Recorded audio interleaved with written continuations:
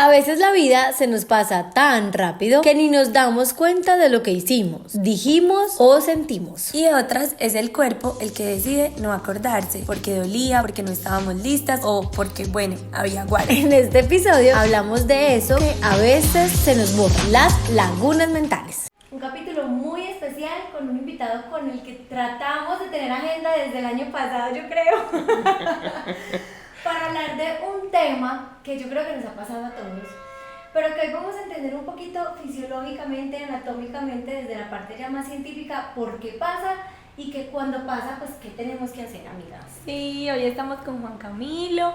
Juan Camilo, estábamos leyendo tu perfil y no sabíamos pronunciar. Tu especialidad, psiconeuroinmunoendocrinólogo. Eso, Sí.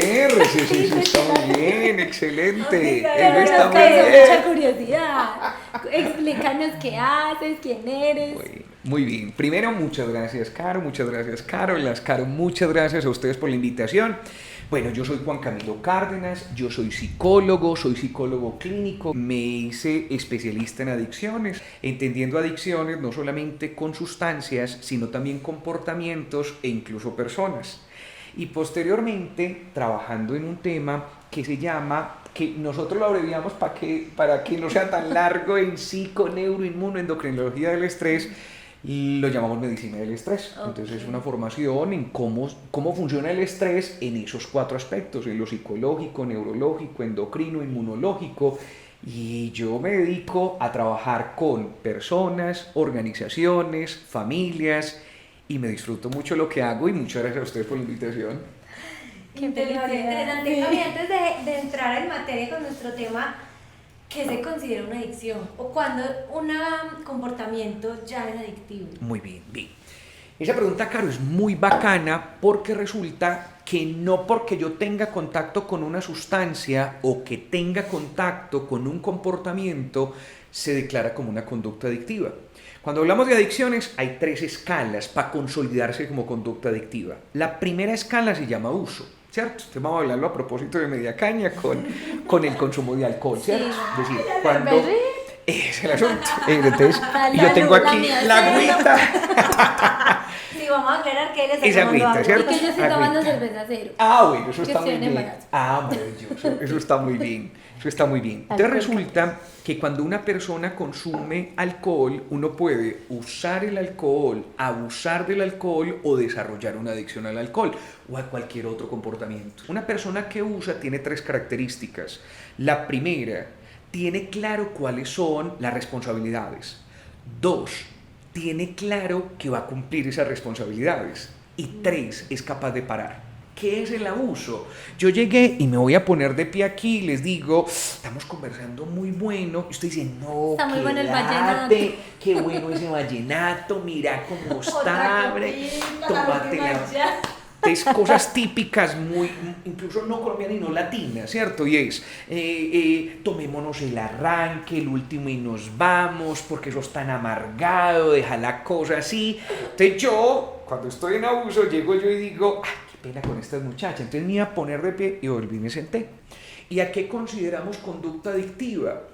Yo me acuerdo mucho que un consultante, un paciente decía hace muchos años, me decía, ¿sabes qué es la adicción? Es cuando uno quiere parar y no puede. Esa es la escala, Caro.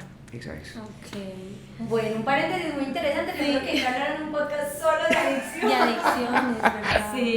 Porque se le vienen a uno un montón de preguntas. Otro podcast de adicciones. Me paré muy Hoy bien. vamos a hablar de las lagunas mentales.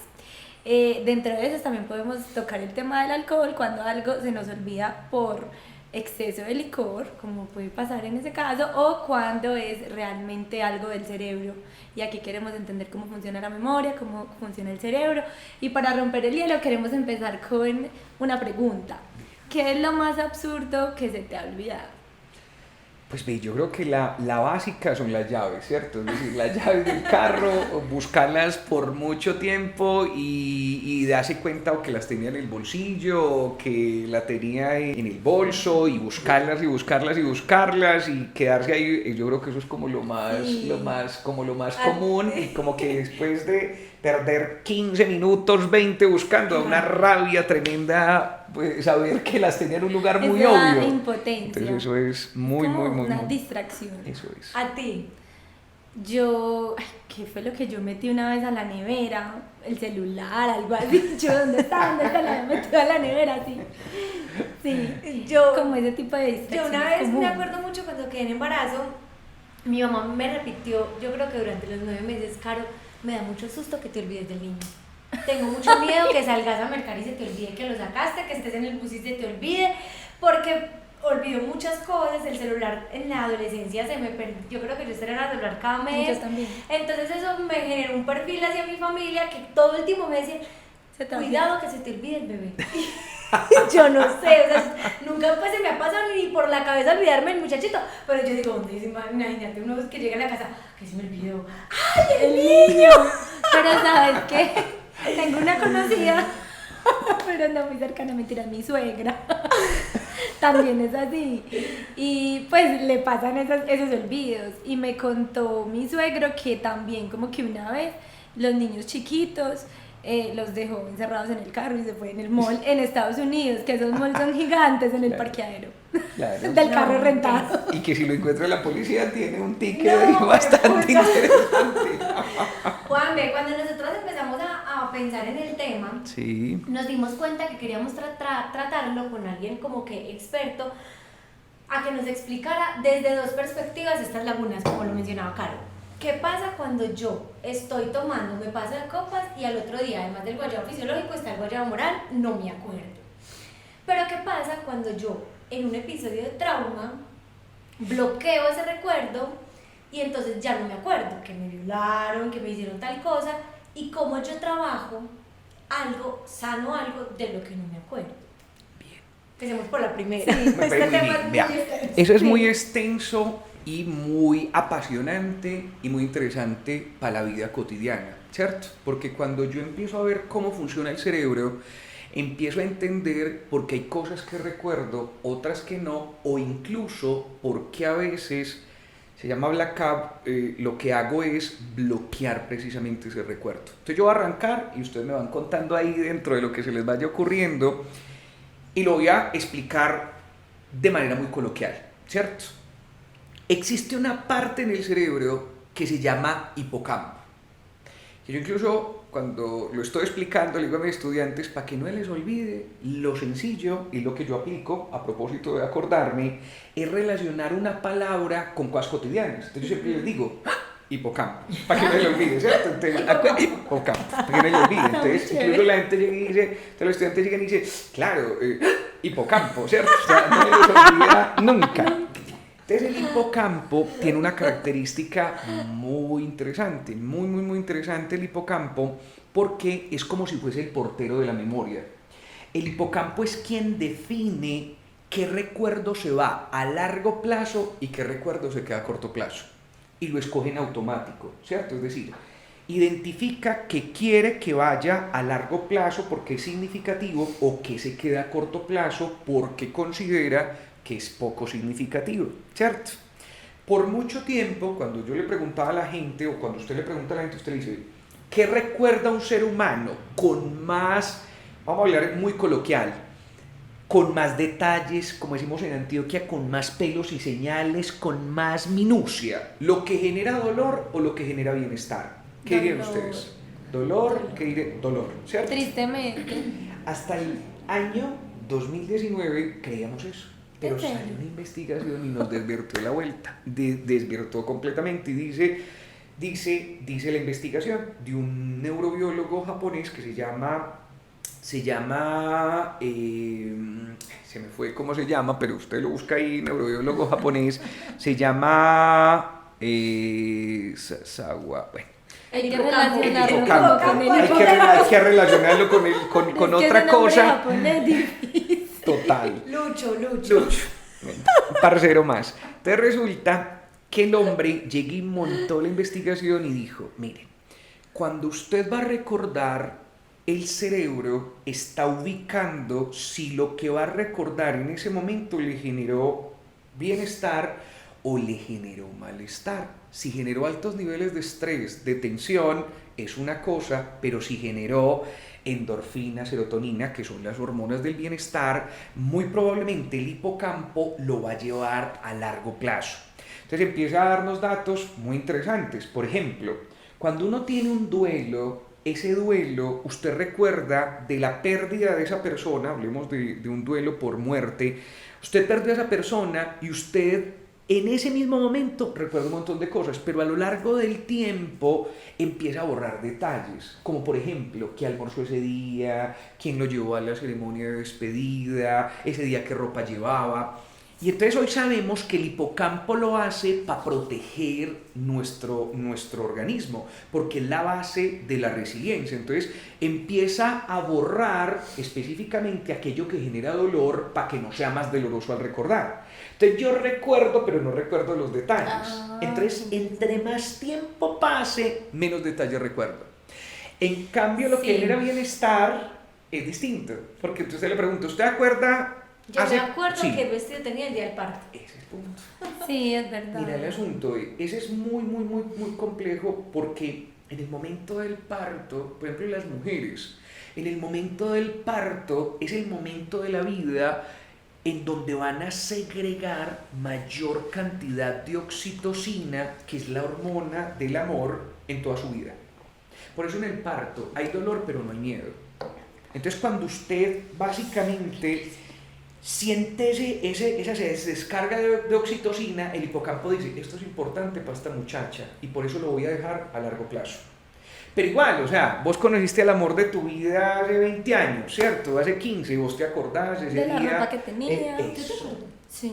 de la ropa. De la mirada, del ángulo donde estaba sentado. Ese es todo, ese es el asunto. El hipocampo llega y dice, esto vale la pena. En cambio, con lo doloroso, empieza a borrar. Entonces, ¿qué pasa con ese asunto? El hipocampo, o sea, no se puede básicamente hablar de resiliencia y hablar del hipocampo, porque el hipocampo eminentemente es la parte del cerebro que más tiene conexión con la resiliencia, porque recuerda más lo que genera bienestar. Entonces, por eso, a propósito de por una persona cuando embriaga y tiene un guayabo, resaca cruda, como dicen en México, los que nos ven en México, básicamente tiene, y llega, y usted lo escucha diciendo una frase que se inmortaliza y es, no vuelvo a beber, no vuelvo a beber, qué dolor de cabeza, qué malestar, no lo vuelvo. Sí. Confirmo. Pero miren un asunto, y es que como es un asunto que genera dolor, pasa una cosa y es el hipocampo lo olvida fácilmente. Entonces uno vuelve y toma ropa. Al otro día. A los días, a los 15, a los 20 lo vuelve a hacer. Y dice, pero usted no dijo, sí, pero lo doloroso se olvida por el mecanismo del hipocampo. Yo no sé, eso lo hace el hipocampo porque capta y dice, a ver, usted esta situación que estaba con el amor de su vida segregó oxitocina, serotonina, endorfina, todo lo que tiene que ver con el bienestar. En cambio, con aquello que fue complejo doloroso, segregó cortisol, hormona del estrés, generó adrenalina, noradrenalina. Entonces el hipocampo hoy mismo dijo, ojo, eso no es tan chévere guardarlo. Ahí pasó algo en donde no es tan chévere que usted lo guarde a largo plazo. Por eso, cuando una persona es abusada, hay que lograr captar, por ejemplo, el retrato hablado lo más pronto posible, porque a lo largo del tiempo se va borrando la imagen de esa persona, por ejemplo, que cometió ese abuso. ¿Por qué? Porque el hipocampo le dice, como eso es tan doloroso para usted, yo se lo voy a ir borrando poco a poco para que no sea tan doloroso y usted pueda seguir su vida con mayor fluidez. O sea que esos olvidos son, o sea, de la anatomía del cerebro como tal, eso no es intencional. No es intencional. Por ejemplo, alguien me preguntaba la otra vez, bebé, ¿por qué no es intencional? Entonces yo le decía, no es intencional porque si yo tendría que autorizar eso, yo siempre pongo el ejemplo y es como cuando usted dice, voy a arreglar mi closet. Y usted dice, voy a sacar esto para donarlo, regalarlo, pasárselo a alguien. Usted dice, no, esto no lo voy a sacar porque yo voy a rebajar 3 kilitos y yo sé que el próximo mes me sirve, ¿cierto? Y ahí lleva con él 5 años, por decir, porque siempre está esperando. Entonces, si a usted su hipocampo siempre le preguntaría y le diría, ¿será que borramos esto? No va a funcionar. Entonces él automáticamente, como la sabiduría que tiene el cuerpo, dice, esto le sirve y esto no le sirve. Y por eso básicamente es que funciona. Juan, y cuando nosotros hablamos de laguna, Sí. cuando yo estoy tomando, se compara con una laguna basada en el trauma. O cuando hay alcohol pasa otra cosa. Bacanísimo eso, Caro, porque cuando hay alcohol pasa otra cosa distinta. Bueno. Miren, el tema es, el hipocampo necesita una gasolina. ¿Cuál es la gasolina? El glutamato es el que le está dando la función a que el hipocampo pueda trabajar. Cuando usted bebe, el alcohol bloquea el glutamato. Y al bloquear el glutamato, entonces el hipocampo se apaga. Y entonces hace que usted viva cosas, usted esté consciente, esté ahí, pero que no guarde. No guarde. Eso es una laguna mental. Cuando hay una intoxicación etílica, aparece un bloqueo del glutamato. Cuando hay un bloqueo del glutamato, el hipocampo no tiene gasolina para funcionar. Entonces no es 1 o 2 copas, tuvo que ser la rumba, la fiesta. La gente a veces llega y dice, Juan Camilo, ¿uno puede evitar esa intoxicación etílica? Sí, claro, usted la puede evitar. Entonces, ¿qué le dicen a usted para mitigar eso? Lo primero que le dicen es, claro, primero, usted ya comió algo. ¿Por qué? Porque si usted no tiene glucosa en su cerebro, es muy probable que el alcohol tenga mayor tendencia a bloquear ese glutamato, que es la gasolina del hipocampo. Entonces, primero hay que comer. Segundo, tenga en cuenta que hay tragos cortos y tragos largos. ¿Qué es un trago corto? Un trago corto es un shot. Y un trago largo es el que se toma en varios sorbos. Juan Camilo, entonces, ¿qué pasa? Tenga en cuenta que cuando usted va a tomar un trago corto, entre trago y corto, para que exista digestión, usted tiene que esperar entre 15 y 20 minutos. Y yo que me los tomo cada 5, cada 2, cada... Mira lo que pasa. Doble, otro. Eso, el otro, por que sabe más esto. bueno. Pero mira lo interesante, Caro, con ustedes las damas, y es que pueden tener un whisky 1 hora. Entonces lo van tomando Una así, copita de vino una también, copita de vino. claro. Entonces, ¿qué es la ventaja? Que el cuerpo va haciendo la digestión, y cuando hace la digestión, lo que provoca es que no exista esa intoxicación etílica, porque le da al cuerpo de poder hacer la digestión, entra el otro. En cambio, si yo le hago, entonces genera una intoxicación, ¿cierto? Entonces, comida. 2, frecuencia. Yo con qué tanta frecuencia me lo tomo, haciendo distinción en trago corto y trago largo. Consistencia. ¿Qué es consistencia? Con lo que empezó siga. Porque cuando usted, lo que les decía ahorita, combina, entonces un trago oscuro con un trago largo, un destilado con un fermentado. Entonces, ¿qué se usa mucho? Por ejemplo, empezar con cerveza, después con aguardiente, aparece un tequila. Eso va a causar una intoxicación etílica que frena el glutamato y que va a facilitar que usted tenga esa laguna mental. Y cuarto dato, que no menos importante, ¿cierto? Tener muy en cuenta que cuando yo voy a tener como algún tipo de consumo de alcohol, tengo que estar muy atento de cuáles son los pasantes que llevamos acá en Colombia. ¿Y qué es un pasante? Muchas veces... La crispeta. Eso es. La naranja. Eso es. Entonces hay que tener en cuenta que si yo... O algo dulce. Entonces mira, Es dulce peor. con dulce embriaga más. Ajá. Por ejemplo, consumir crispetas con sal. La sal es un antidiurético, elimino menos y me embriago más fácil. Entonces, un montón de cosas que la mayoría de gente no sabe, ¿cierto? No sabe en relación a cómo hago para prevenir esa intoxicación etílica. Si yo no me intoxico, no freno el glutamato. Y si no freno el glutamato, el hipocampo está ready, está encendido. Se va a acordar de todo. De todo, pero si yo hago intoxicación etílica, se frena el glutamato, y cuando se frena el glutamato dice apague el hipocampo, porque entonces ahí es donde la gente dice yo no me acuerdo de nada, ¿cómo así que ustedes me llevaron a la casa? ¿Cómo así que yo me paré en esa mesa? ¿Cómo así que yo hice eso? Hay video. Pero a mí me Eso es lo pasa, que por pasa. ejemplo, así, o sea, y siempre me he cuestionado mucho porque veo que hay personas que no se, o sea, no todos nos embriagamos igual, hay unos que vomitan y que nunca hacen blackout, pero yo personalmente cuando ves bebida, hacía blackout. Y no, a veces yo sentía que ni siquiera era tomando mucho, pero ahora que veo como todo lo que explicas, claro, sin comer, pasando con algo dulce, combinando, ¿cierto? La frecuencia que uno a veces toma rápido. Es culpa del vallenato. Todo es culpa del vallenato. Todo es. Pero me parece muy charro porque algunas personas no hacen blackout y otras sí. Hay que contar con una tolerancia, con el factor de tolerancia. ¿Y qué es la tolerancia? El nivel de resistencia que yo tengo al alcohol.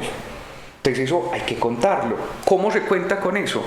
La talla, el peso, qué tan cansado estoy, ¿cierto? Sí, entonces, verdad. ustedes van a observar, no es lo mismo una persona que mida 2 metros y pese 140 kilos. Claro. Esa persona para embriagarse es muy difícil. Yo me embriago ahí mismo. Entonces, mira, el tema es, cuando vos sos más bajita, más delgadita, existe mayor posibilidad de embriagarse más fácil. Entonces suma la talla, el peso, estoy súper agotada, llevo sin dormir 2 días, llevo súper estresado, que eso es lo que la gente a veces dice, estoy súper estresado y voy a ir a tomar para desestresarme. Necesito relajarme. Entonces cuando van y lo hacen, la mayoría de veces el cuerpo está súper desgastado, súper agotado y entonces se van a embriagar más fácil. Y es que uno mismo tiene días, a veces uno aguanta un montón y otras veces, pero ¿qué me pasó ayer? Si solo me tomé uno. Sí, es súper raro. Sí, es verdad. Súper claro lo del alcohol, yo creo que check, ¿cierto? Sí. Juan, ve, porque hay cosas que pueden no ser traumáticas y uno no se acuerda. Por ejemplo, voy a contar una anécdota. Yo estaba llegando a un rodaje audiovisual y me presentó a la persona que le iba a asistir. Yo, hola, mucho gusto, Carolina. ¿Cuál? Boba, ¿cómo así? ¿No se acuerda? Entonces yo era como, hola, no me acuerdo quién eres. ¿Cómo así? Ya subió estrato, ya vea la tan creída, ¿no se acuerda que comíamos buñuelos allá en la esquina? Y yo entonces empecé a decir cosas que eran verdad y yo, sí, los buñuelos en la esquina, pero ¿viste de dónde? ¿Cómo así? Estudiamos juntos en el colegio, yo era el mejor amigo de su novio. Yo, mi novio, ¿cuál novio? Diego. Y yo, no, parce, no sé cuál novio me están hablando. Me mostró la foto, o sea, yo no me acuerdo ni del novio, ni de él, ni de cuando fue a mi casa. Me contaba que mi mamá los atendía súper bien, que comíamos buñuelos, que salíamos de nada, o sea, nada, ni siquiera un episodio, es toda la temporada. Y yo llegué a mi casa y yo le decía, mami, ¿viste cómo es capaz de uno de olvidar un novio? Porque se olvida uno de esas cosas. Vamos a retornar a lo que... Quiero acordarme porque yo vi la foto y era como guapo. ¿Por qué me olvidó este hombre? Ve, muy en retornar a lo que hablábamos ahorita, mira el asunto y es, para este man, ese episodio fue serotonina, endorfina, el bienestar, lo último. Para vos no. Es decir, para vos no fue... No fue... O sea, esa es la distinción. Ese es el asunto. Entonces eso es lo que cuando vos vas a un concierto...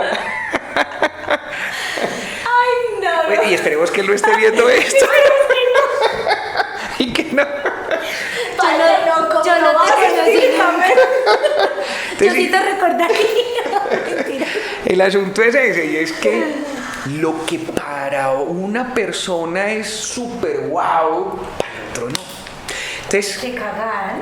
pero si o sea, eso no lo escoges vos, eso lo escoge es tu el interior, el hipocampo. O sea, el hipocampo es el que básicamente te dice a ti, te dice, Caro, definitivamente, para vos eso no fue relevante, pero para el man fue la panacea, mejor dicho, eso fue la tierra prometida que emana leche y miel, o sea, todo lo que hay en eso, es por eso él se extrañaba y dice, pero ¿cómo no? Porque básicamente para vos hay otros espacios que sí están ahí, como lo que decías ahorita del parto, es decir, me acuerdo de porque para vos eso fue súper significativo, existe una segregación de hormonas en donde hubo una descarga tremenda. Entonces, por eso, cuando uno va a un concierto con otra persona hace 15 años y después llego yo y me encuentro con esa persona y ¿te acordás que pasó esto, que pasó lo otro? Y uno es que yo me acuerdo de eso,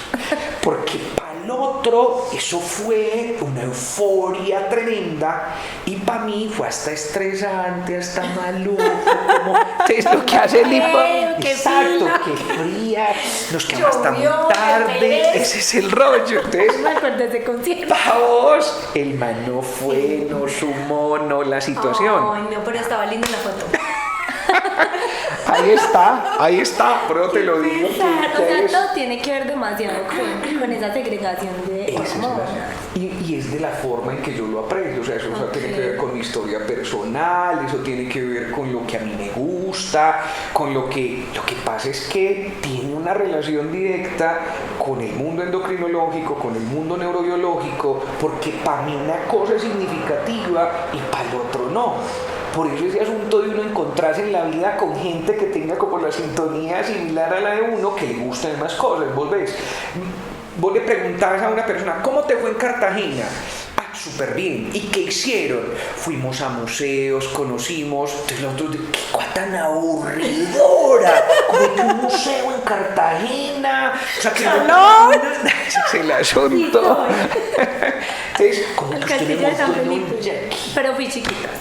Sí. Mira el asunto, o sea, el uno vibra con una cosa y el otro vibra Sí. con otra, entonces eso Bueno, es... en ese sentido uno podría hacer un esfuerzo consciente para no querer olvidar algo. Uno podría forzar a segregar ese tipo de cosas como para que no se le olvide. Bien, eso es lo que nosotros hacemos cuando hacemos rituales. Las culturas a lo largo de la historia siempre han hecho rituales. Entonces cuando vos haces un matrimonio, un bautizo, lo que estás llevando a su cerebro es que eso sea tan significativo que no se olvide.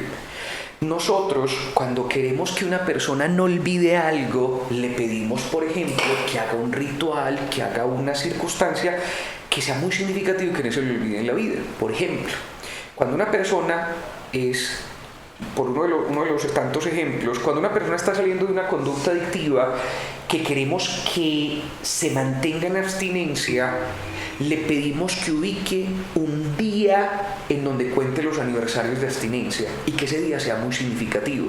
Y ese día que lo haga algo especial, algo para que no se le olvide. Entonces, por ejemplo, la gente dice, por ejemplo, las personas que están saliendo de un proceso de adicción, todos los 9 de marzo, para mí, es el aniversario de estar limpio. Y voy a comer a la misma parte, lo celebro de esta manera. Entonces, cuando vos estás en ese hotel, en ese lugar, y vos decís, yo quiero que esto a mi hipocampo se quede anclado, que quede. Entonces, hay que hacer un ritual, hay que hacer algo en donde mi cerebro, mi sistema endocrinológico diga, esto fue importante para esta muchacha, fue importante para mí. Engañar el cerebro. Pues engañar no, Sí. entrenarlo. Entrenarlo. O sea, se puede entrenar el cerebro como si fuera, pues como un músculo, para no olvidar. Por supuesto. Ok. Eso es lo que hacemos y lo bonito de la neurociencia es eso, que yo puedo incorporar estrategias, herramientas para que eso no pase. Entonces, por ejemplo, con los olvidos cuando son muy recurrentes. Entonces, ¿de qué nos ayudamos los que embolatamos las llaves? De un ritual que nos permita saber que eso siempre está ahí. Entonces, abrimos la puerta, ponemos el cosito en donde siempre van a estar las llaves y la primera acción es, llego, entro, saco las llaves y lo pongo en ese cosito. Y si se le olvidó hacer. Entonces, ese es el asunto. Y es, necesito, la gente a veces, Caro, decía que se necesitaban 21 días para que se formara un hábito. Hoy día sabemos que necesitan 8 semanas. Si yo hago 8 semanas, eso mismo, el cerebro siente que eso es importante.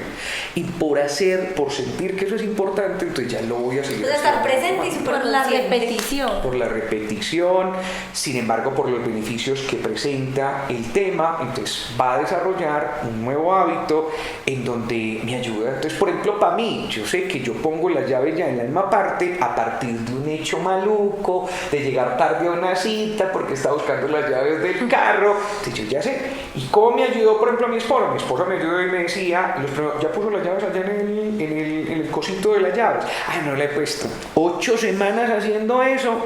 Una neurona le extiende otro bracito a la otra que se llaman dendritas, crea una sinapsis, un nuevo aprendizaje. Eso se quedó ya con Ya se nosotros. quedó en el cerebro. Ya se quedó. ¿Qué diferencia hay entre esas distracciones comunes y las lagunas? La laguna tiene que ver, si es provocada por el alcohol, como les decíamos ahorita, por esa intoxicación etílica y freno del glutamato.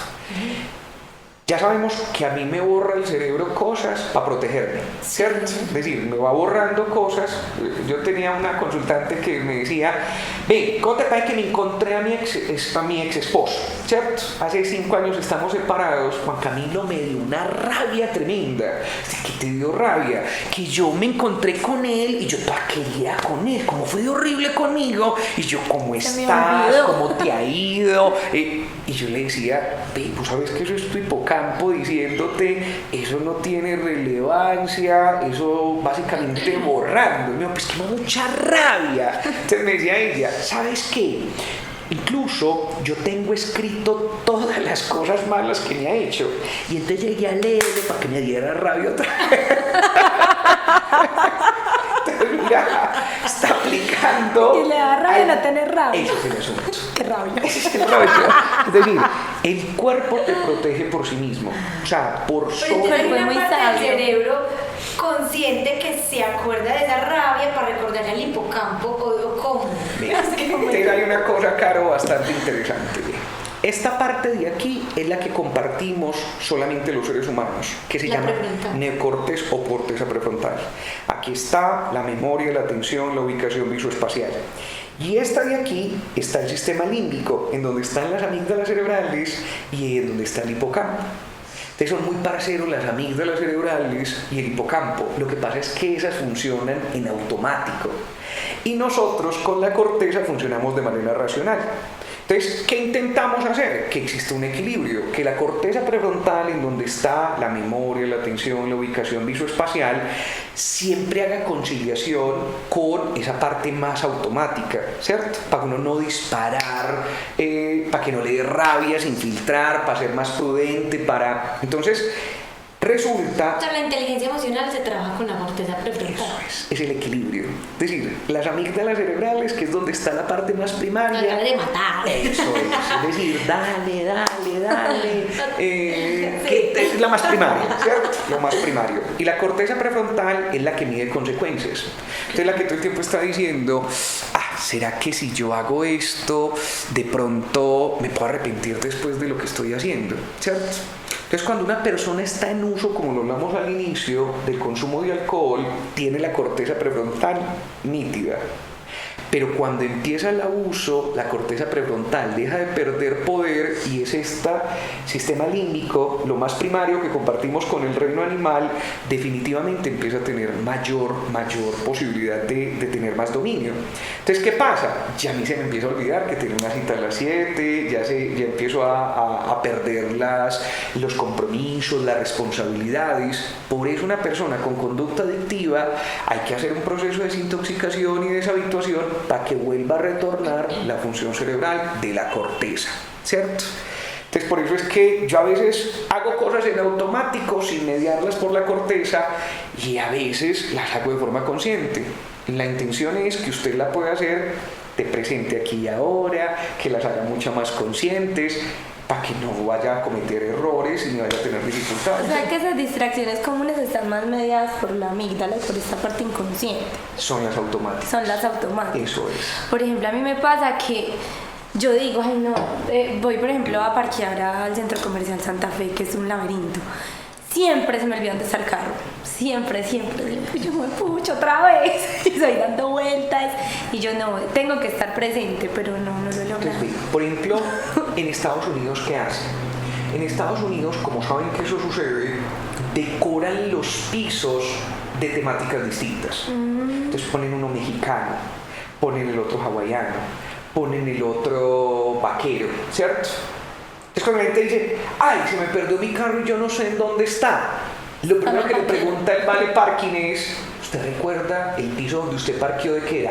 Yo creo que tenía unos sombreros. Usted está en el mexicano, venga, yo le ayudo. Porque el cerebro sí se acuerda de esas cosas ya más grandes.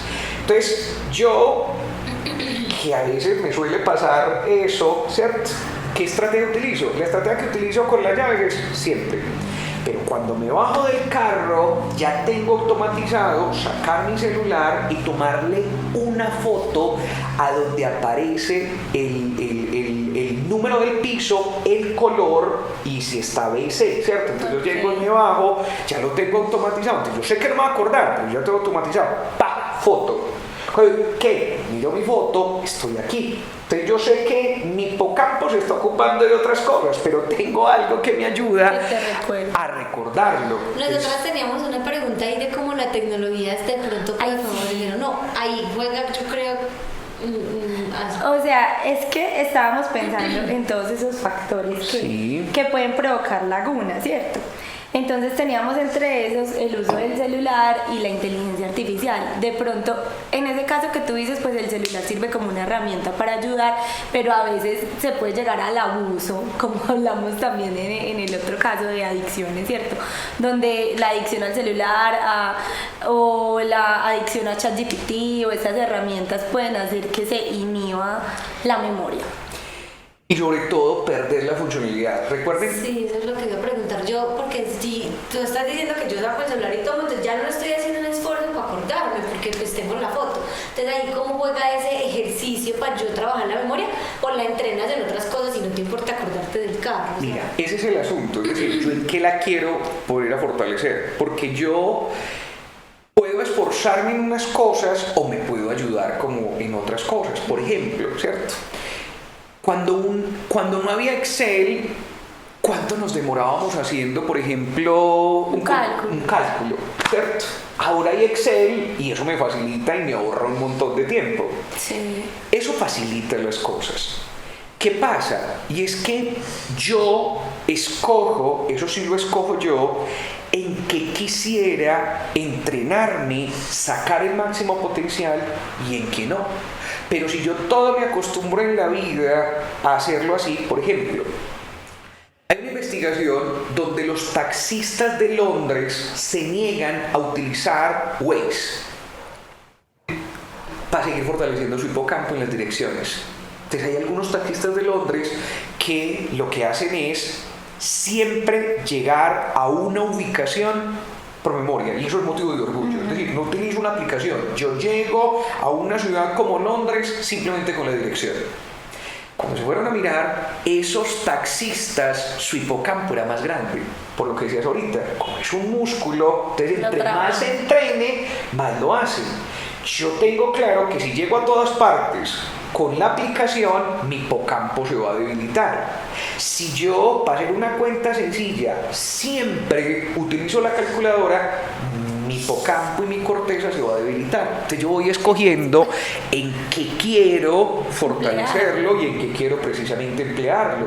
Entonces, por ejemplo, yo muchas veces les digo a los estudiantes, les digo, es muy importante que usted siga tomando las notas, ¿cierto? Ya sea en la tablet, pero siga tomando las notas, no simplemente el tecleo, porque el hecho de escribir te favorece mayor recordación.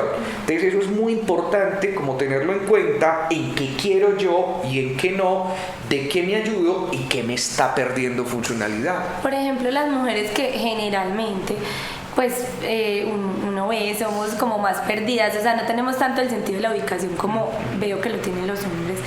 En ese sentido, los hombres tienen como más fortalecido el hipocampo para el sentido de la ubicación. Para unas cosas sí, para otras no. Entonces, pero si se puede segregar así como por género. Bien, esto es muy interesante y es ciencia y es lo que se ha investigado. Nuestro cerebro, el cerebro de los hombres, tiene diferencias en el cerebro de las mujeres por la segregación de las hormonas, por ejemplo, ¿cierto? Las mujeres maduran primero su cerebro. A los 22 años más o menos, si todo sale bien, el ejercicio fue bueno, ustedes tienen una gran maduración que nosotros tenemos que esperar a los 25 para tener ese mismo grado de maduración. Entonces dicen, ¿qué hace eso? Porque ellas más, sobre todo por dos cosas.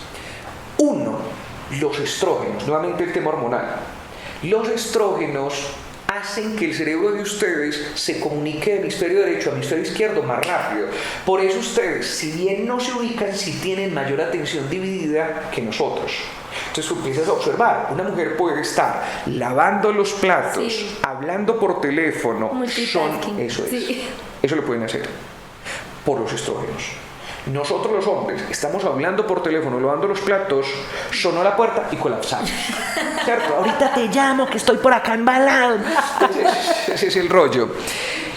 ¿A qué se lo achacamos? A los estrógenos, que no hay una comunicación más rápida de hemisferio al otro.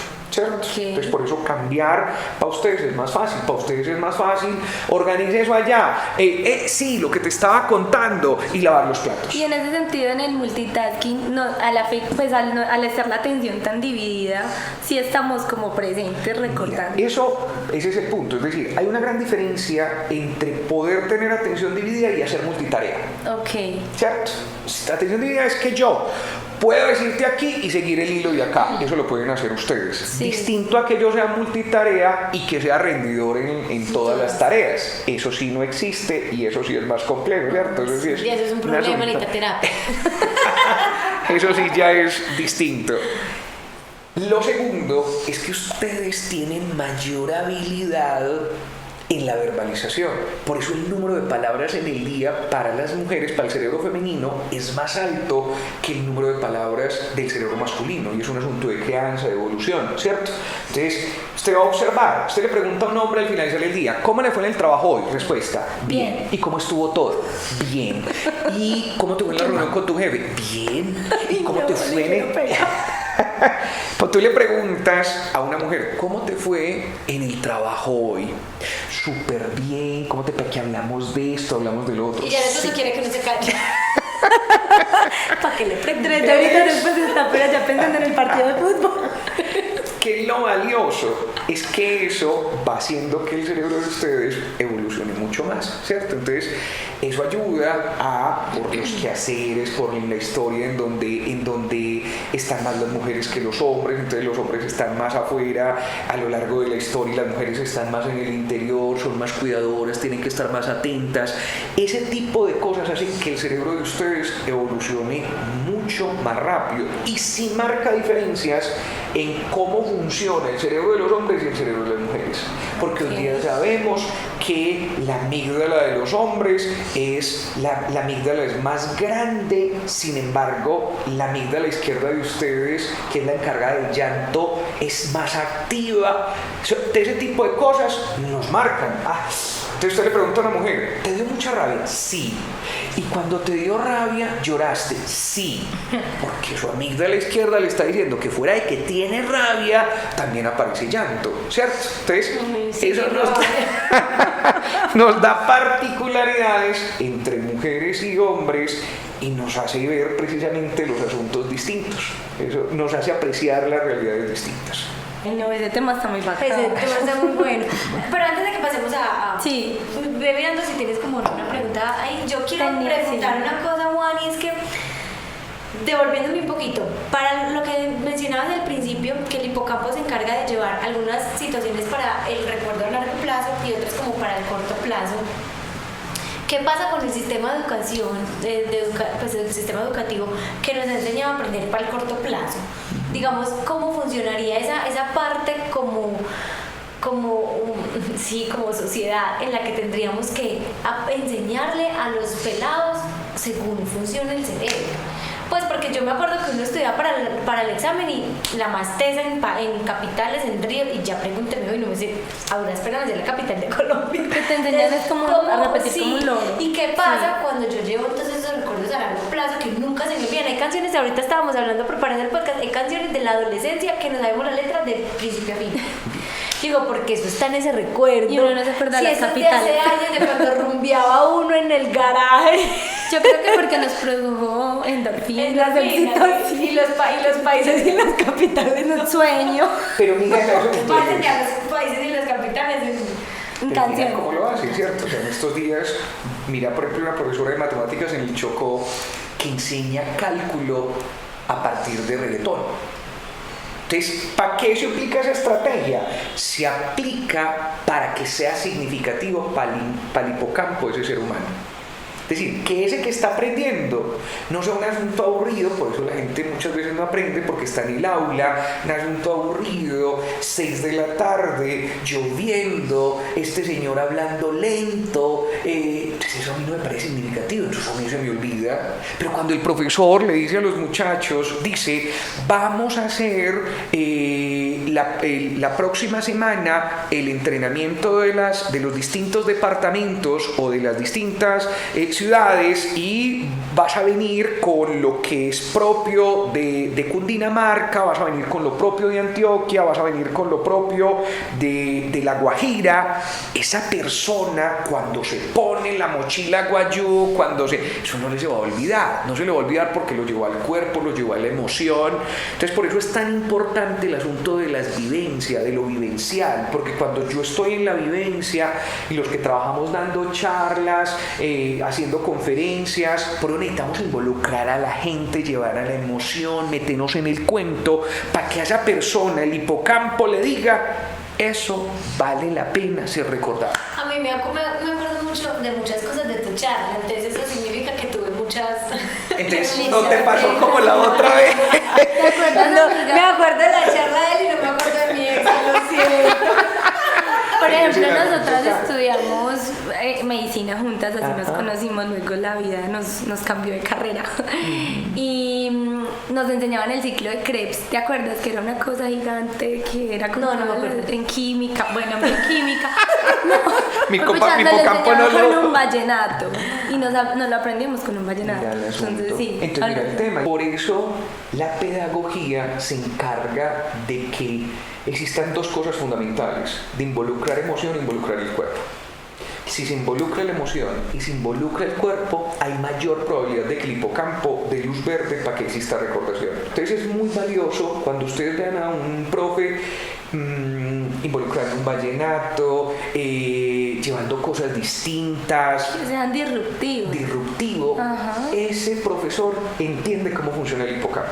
Y tengo otra pregunta, como con los traumas, ¿por qué inhibimos las situaciones traumáticas? Por ejemplo, tuvimos un episodio del podcast donde una psicóloga nos habló de una paciente a la que, o sea, por medio de una constelación familiar y de una regresión y toda la terapia pues clínica que hizo, se dio cuenta, ella le tenía como cierta fobia al sonido de las llaves, al olor, Del metal. del metal.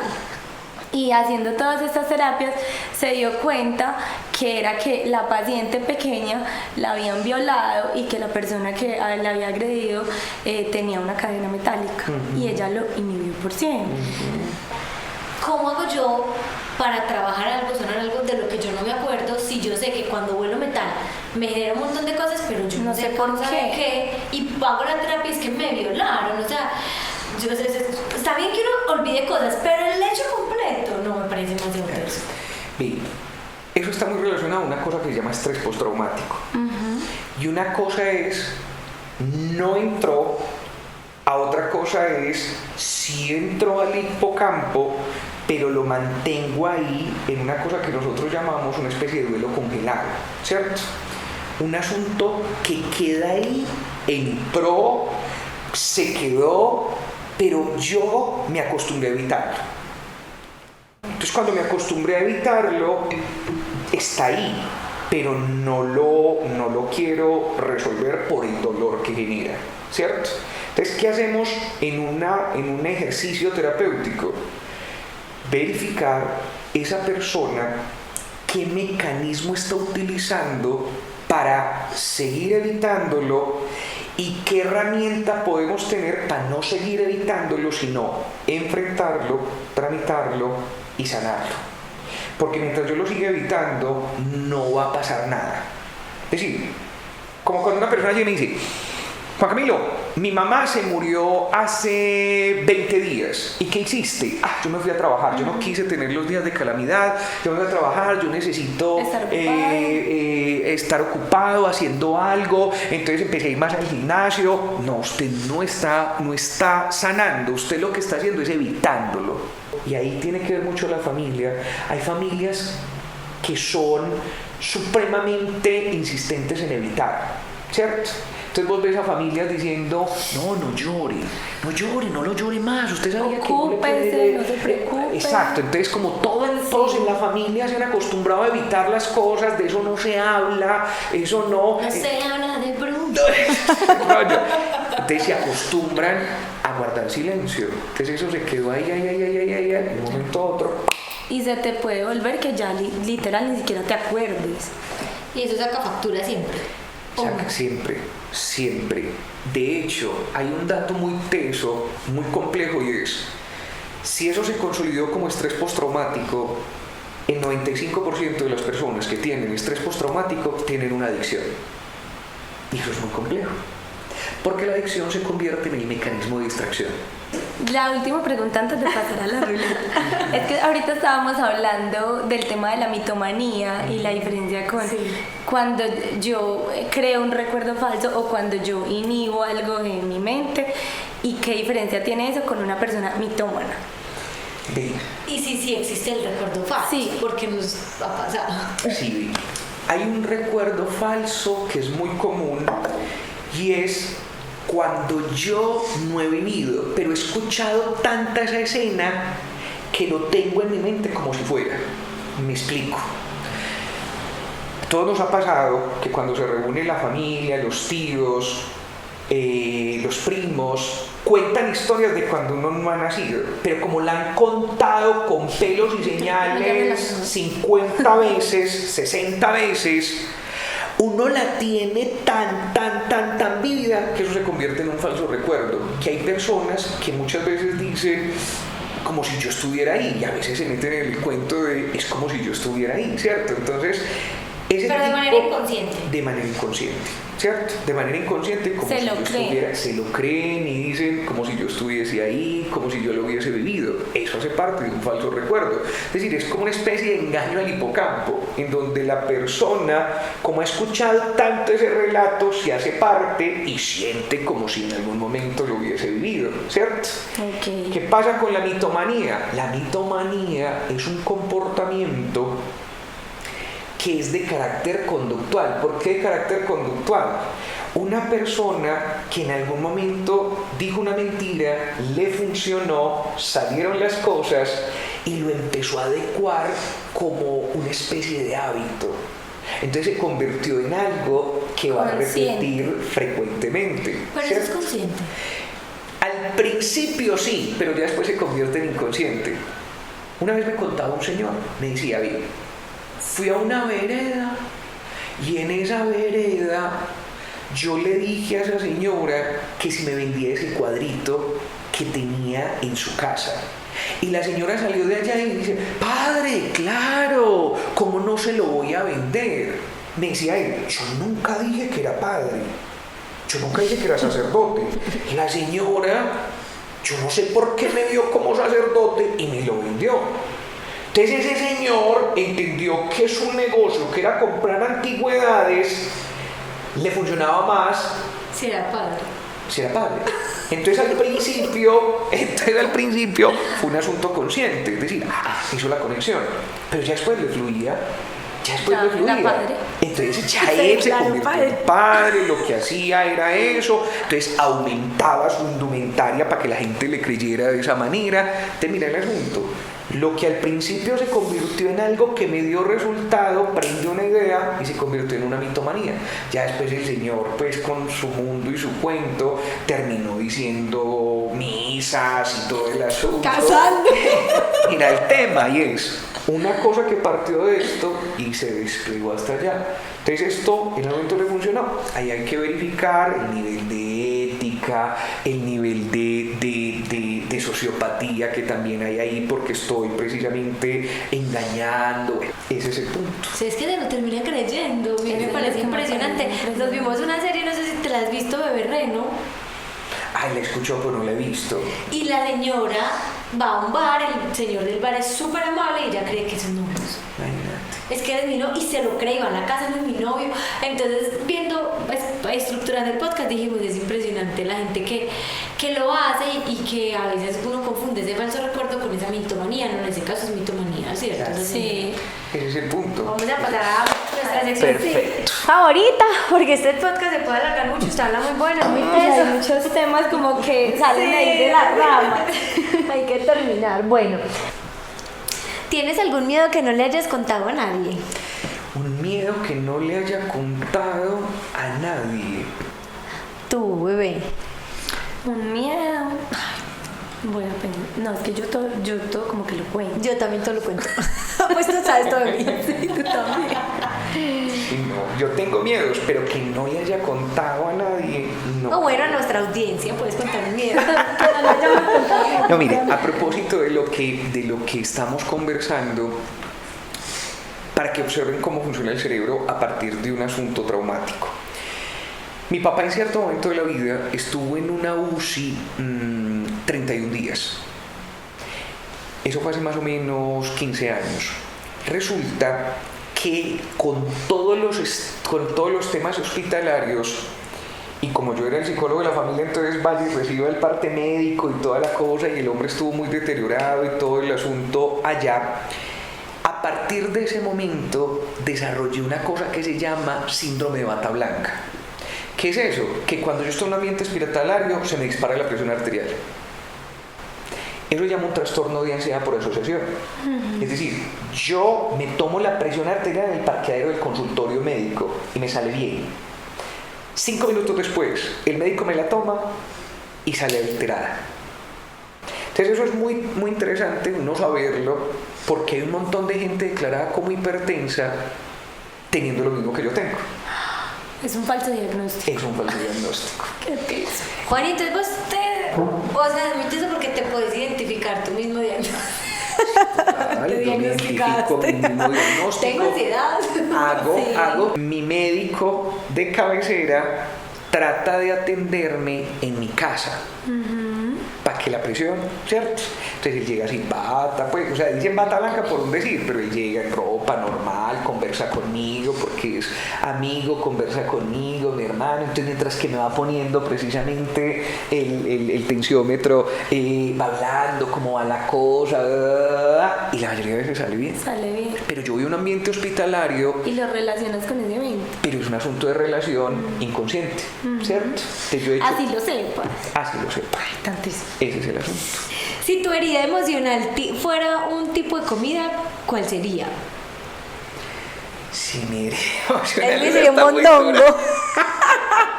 La mía sería un mondongo y me aterra el mondongo lleno de pelos asqueroso. Sí, sería un mondongo. Mi herida emocional. Uy, sí, como las menudencias. Ay, sí.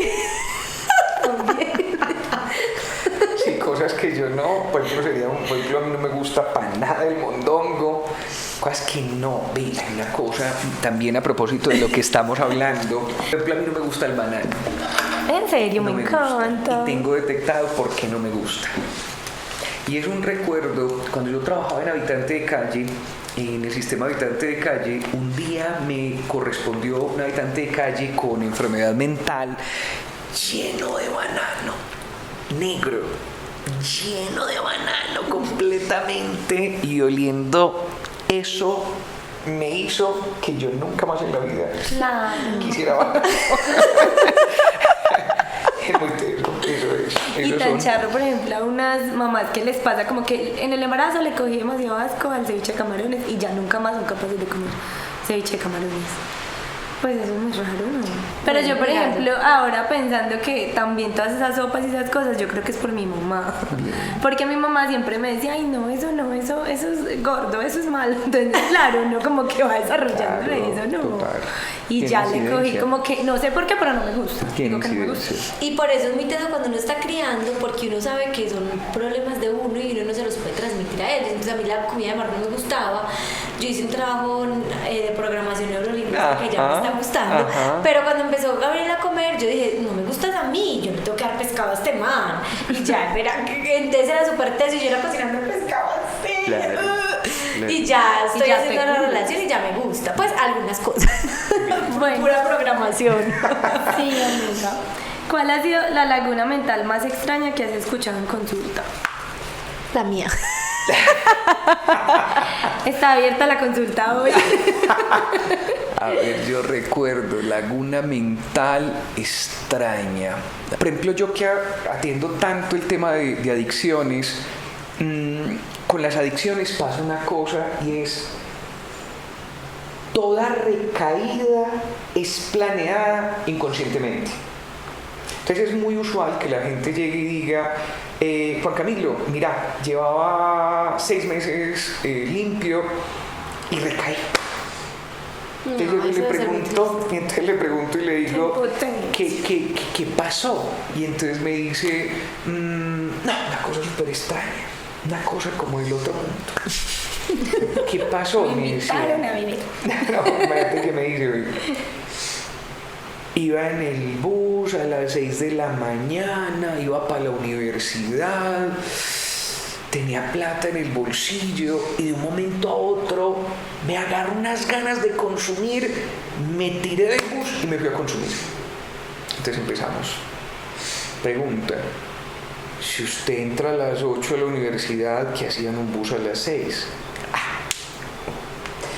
Si habíamos acordado de que usted tuviese siempre tarjeta y nunca efectivo, ¿qué hacía que usted tuviera plata en efectivo?